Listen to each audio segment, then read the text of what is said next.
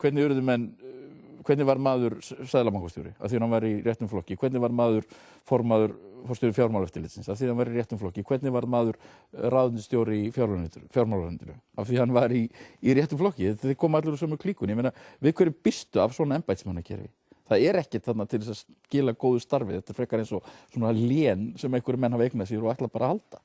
Í febrúar 2008 ræddi ég við ráðherra og lýsti yfir áhuga mínum á starfi forstjóra nýrrar sjúkratryggingastofnunar.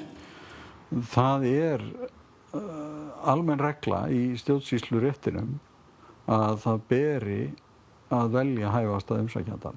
Ef einhver stendur öðrum framar, þá ber að leggja það til grundvallar og leggja þá málefnaleg sjónarmið til grundvallar ákvörðunina. Og það dugir ekkert að viðkomandi ráðherra segi sjálfur að hann telji að ástæðan sem hann byggir á hafi verið málefnaleg, heldur verður hún að vera það út frá almennum mælikvörðum. Ráðherrann ungi gerði sér þá lítið fyrir og öskraði á mig. Nei, nei, nei. Það var nákvæmlega svona og það ekki hlægilegt. Rétt bara eins og ég hafi ætlað að drepa hann. En það var nú ekki meiningin. Ég var nú bara að hugsa það að sækja vinnu hjá honum. Það sem spilling í stjórnkerfinu, takkum dæmi á Ítalíu. Ítalía manna sitt kerfi eins og við. Það var frægt á Ítalíu að allir póstfulltrúar alla Ítalíu hétu Fanfani. Af því að þeir voru bara í ætt Fanfanis, sem var áhrifamikill stjórnmálamaður í nokkra áratugi á Ítalíu. Við erum í ítalska kerfinu. Við höfum bara aldrei talað það. Hann reynti út úr sér að hann hefði engin áform að koma upp einhverri glanúr þekkingarstofnun. Þarna ættu fyrst og fremst að vera harðsnúnir samningamenn sem kynnu að taka á læknum. Þegar æðið rann af ráðherranum, sagði hann að ég réði hvað ég gerði. Ég ræði þessu, sagði hann. Og bætti við að hann væri með rétta mannin í verkið. Stjórnlýsingin náttúrulega vanhæf, vegna þess að það búið að raða inn í hana árum saman, jábræðurum og klíkuvinum, fólki úr flokkunum og svona. Þannig að allt stjórnkerfið á Íslandi undirlagt af nepotisma og sérhygli, þannig að það ekkert að búast við góðu. Þetta náttúrulega eitt af því sem að í framhaldi af þessu hruni þarf algjörlega hrist upp í. En því miður bendir ekki tilstaklega margt til þess að það verði gert. Ég sótti starfið vitandi þegar ég myndi ekki fá starfið. Hámark fáránleikans var það þegar ég mætti svo í atvinnuviðtalið hjá ráðherranum sem hafði öskrað á mig nokkrum mánuðum áður. Þau tilvik sem ég hef gert athugasemdir eru kannski ekkert mjög mörg, en þau hafa verið sláandi og fengið umfjöllun hjá umboðsmanni Alþingis, sem hefur í þeim tilvikum sem ég man eftir minnsta kosti komist að svipaðri niðurstöðu og ég þau efni.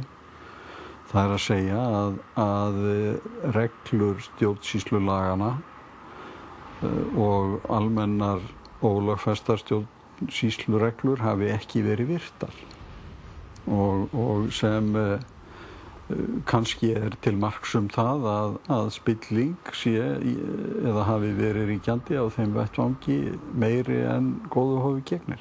Það væri kannski hreinlegast fyrir þessa menn að setja það bara í auglýsingarnar að við skipun í embættið hyggist ráðherrann bara alls ekkert fara eftir grundvallarreglum íslensks stjórnsýsluréttar. Þá þarf enginn að ganga því grublandi hvernig staðið verður að verkum. Það mjög oft fólk ráðið í stöður sem á ekki að ráða við þær stöður. Það til hæfara fólk sem þá ekki í sama stjórnmálaflokki eða tengist ekki einhverju fjölskyldu eða eitthvað.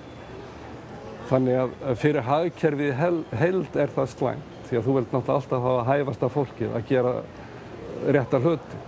Þannig að þetta kunningjasamfélagið í hnotskurn og kunningjasamfélagið líka dálítið svona notalegt og auðvitað það voðalega þægilegt að geta leitað til einhverja einstaklinga en ekki bara alltaf til á einhverja stofnanir eða þar sem að beitt faglegum sjónarmiðum. Mér fannst þetta bara allt í lagi, ég held þetta ætti bara að vera svona.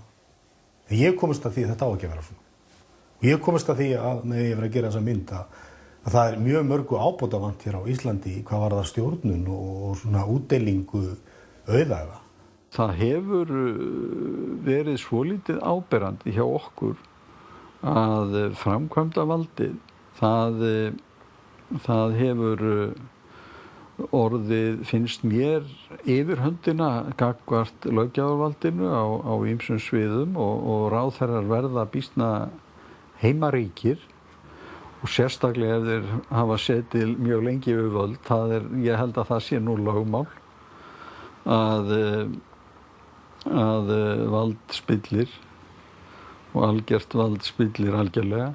Ætlum við að reka þjóðfélag áfram á þessum forsendum kunningjasamfélagsins, af því að okkur finnst einhvern veginn að við höfum nú samt sem áður mest upp úr því, eða ætlum við að reyna að reka þetta á einhverjum svona faglegum sjónarmiðum og eins og ég segi, bankakerfið og rekstur þess hingað til var svolítið þetta kunningjasamfélag í hnotskurn. The only way in which you can learn the lessons is to understand the mistakes and understand who was to blame. And we haven't done that in the UK. The reason we haven't done it in the UK is because undoubtedly when you look at the mistakes that were made and the people to blame, right up there at the top would be Gordon Brown, Tony Blair and Ed Balls. So there's no sort of political will, in my view, here in the UK to learn the lessons or to understand the mistakes, therefore we can't learn the lessons. And I suspect that's the same in Iceland. What you have to realize is what is at stake in this. What is at stake is enormous profits and enormous remuneration. The point is very average ability people who go into finance can become fabulously wealthy, and that's what is at stake. That's why they are pushing back against attempts at government constraints. And we must be very vigilant that many actors in the market only have one idea, is to get back to business as usual. And we must not forget that this system is very ill, that it is designed to make a lot of money for very few people, that this is craziness.